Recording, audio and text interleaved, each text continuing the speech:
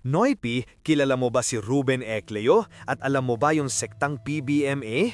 Sa isang malayong isla sa Mindanao, may isang kwento na parang pinilikula, isang kwento ng kapangyarihan, pananampalataya at isang krimen na yumanig sa buong Pilipinas. Tara, simulan natin ang kwento ng Diyos ng Dinagat Island. Sa isang sulok ng Surigao del Norte, may isang islang kung tawagin ay Dinagat. Dito, noong 1965, may isang lalaking nagngangalang Ruben Ecleo Sr. na nagtayo ng isang grupo, ang Philippine Benevolent Missionaries Association o PBMA.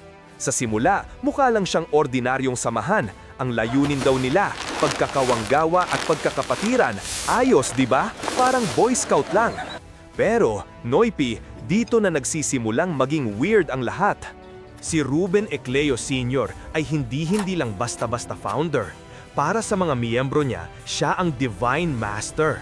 Sabi-sabi, may kapangyarihan daw siyang magpagaling ng may sakit, bumuhay ng patay, at kaya pa raw niyang mag-teleport. Gets mo? Parang si Son Goku lang, biglang lilitaw sa iba't ibang lugar. Sabi ng mga miyembro niya, kaya raw ni Ecleo Sr. na maging nasa Agusan del Sur para mangaral habang kasabay nun ay naglalakbay din sa Samar. Grabe, di ba? Dahil sa mga himala na yan, dumami ng dumami ang mga miyembro ng PBMA. Umabot sila sa libo-libo, tapos naging milyon-milyon. Buong Dinagat Island halos naging kaharian na ng mga Ecleo. Pero noong 1987, namatay si Ecleo Sr. Akala mo tapos na ang kwento? Dito pa lang magsisimula ang totoong kabaliwan, ang pumalit sa kanya ang kanyang anak, si Ruben Ecleo Jr. At hindi lang basta pumalit, ang paniniwala ng mga miyembro, 4 na araw pagkatapos mamatay ng tatay niya, muling nabuhay daw si Ecleo Sr. sa katawan ng anak niya. Wasak! Reincarnation ng Peg! Si Ecleo Jr. na ngayon ang bagong Supreme Master at para sa mga deboto niya, siya ang bagong Jesus. Dahil sa impluwensa ng PBMA, ang mga Ecleo ay naging parang mga royalty sa Dinagat.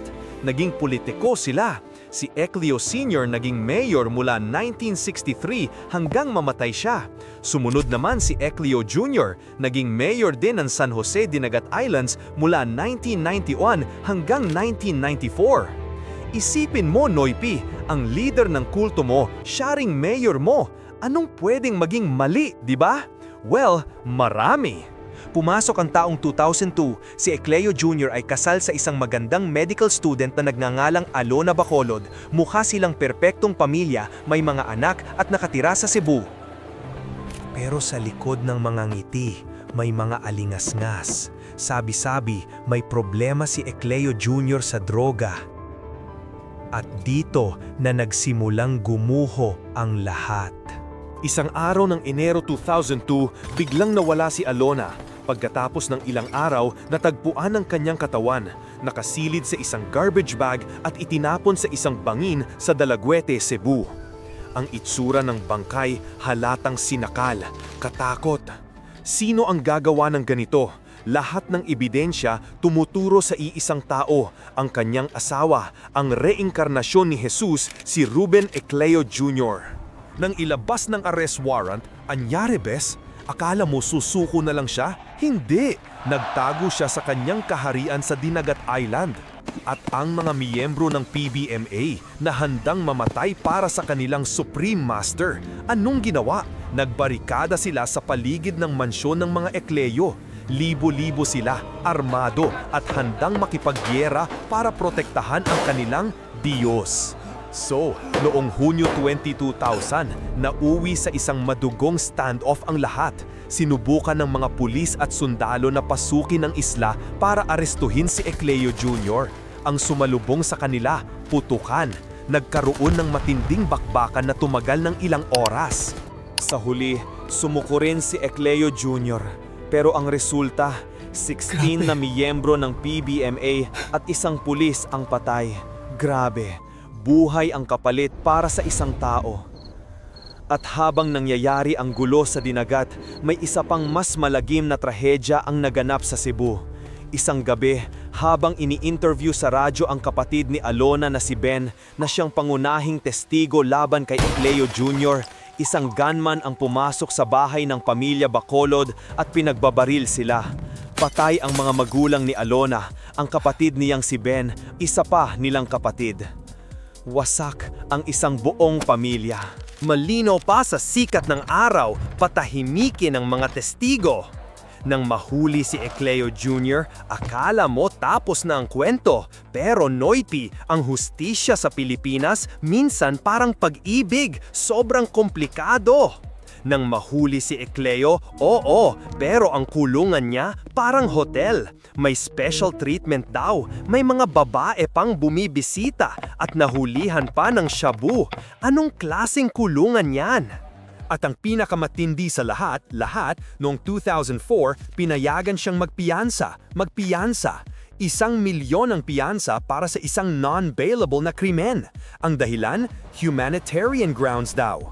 Gets mo? Pinatay mo asawa mo, namatay mga miyembro mo at pulis para lang mahuli ka, tapos papalayain ka dahil sa humanitarian grounds? Ayos, di ba? At mula nun, kaboom! Naglaho na parang bula si Ecleo Jr. Pero hindi lang yan ang kaso niya. Noong 2006, hinatulan din siya ng Sandiganbayan ng 31 taon na pagkakakulong dahil sa graft and corruption noong mayor pa siya. Pero nasaan siya? Wala, nagtatago. At ang pinaka-nakakabaliw sa lahat, Noypi, pakinggan mo to, kahit pugante siya, tumakbo siyang congressman ng Dinagat Islands noong 2010. At ano sa tingin mo? Nanalo siya. 1 taong hinahanap ng batas, gumagawa ng batas sa Kongreso. Saan ka pa makakakita ng ganyan?